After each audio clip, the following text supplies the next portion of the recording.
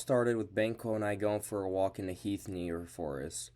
We were minding our own business, and then we met them, the three witches. We didn't know who they were. They looked old and withered.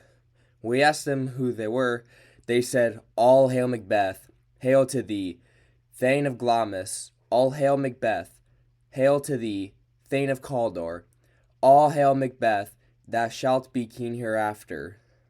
I was confused by what they meant. I wasn't king. I wasn't Thane of Cawdor, but I was a Thane of Glamis. I thought it was just a coincidence that they knew I was king of Glamis too, but no, there was more to it. Shortly after that, Banquo and I were met by Ross and Angus. They had come to deliver some news. They told me that the Thane of Cawdor had just died and now I'd become the Thane of Cawdor. How'd the witches know? Were they telling the truth? Were they lying? Was it just a lucky guess?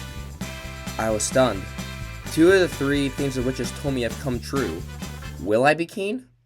When will I be king? How would I become king? That night, Duncan was coming into town, and I thought about how I would be king and when, because he's alive and well. I won't be king anytime soon. After the feast, I told my wife about what happened, the strange encounter that we had, and how I'm most likely to become king, and she loved the idea of me becoming king. But there's a problem that caused me to have many sleepless nights and the first of my downfall. I had to kill Duncan.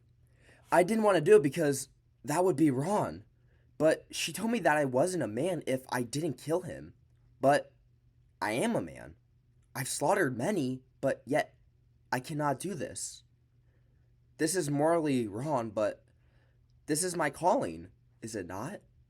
I'm gonna go do the deed. My wife and I came up with a plan. She would distract the guards, giving them a drink to knock them out so I could sneak in and kill Duncan.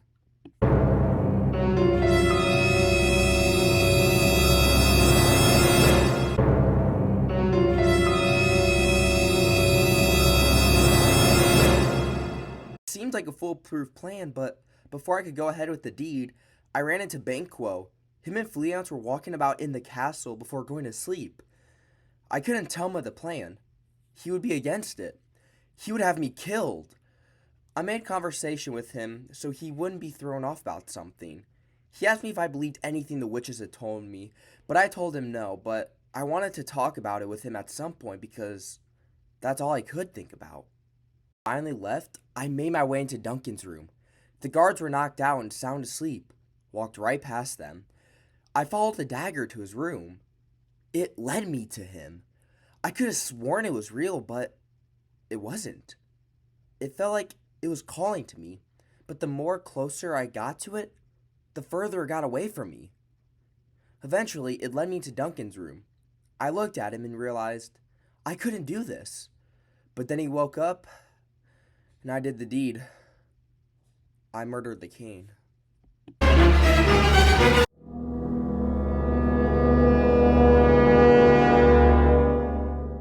Supposed to take the dagger and place it on one of the guards to look like they did it, but I didn't do that part of the plan.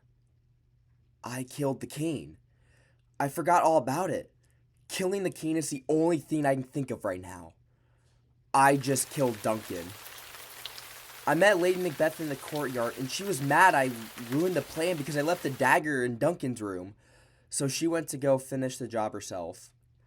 I cleaned myself up, but the blood never came off my hands. Physically, it did, but spiritually, it's still there. His blood is on my hands. I was king and life felt great, but it didn't feel worth it on the inside. I love having all of this power. I just don't like how I got there and where I am. Was it worth it? Eventually having to kill my friend to hide my secret to make sure I still stay king? Murdering more people just so I would stay king?